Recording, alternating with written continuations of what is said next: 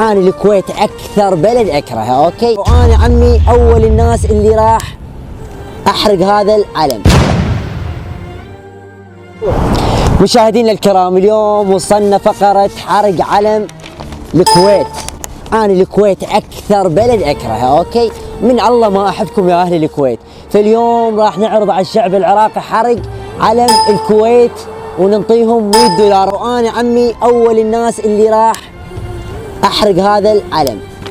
طبعا كل هذا مجرد كلام ومو حقيقة، اكيد حبينا نسوي تجربة اجتماعية حتى نوصل لاهل الكويت عكس ما دا يوصلكم. العراقيين يحبوكم واحنا واحد، وخصوصا فرحنا اكثر بلد فرحنا بجيته للعراق للبصرة هو الكويت، فان شاء الله احنا بلد واحد وما حد يفرقنا. وتحياتنا لكل اهلنا وناسنا بالكويت الحبيبة، وخليكم ويانا ويا اقوى تجربة عمي حرق علم الكويت، واكيد ما راح نحرقه، خليكم ويانا.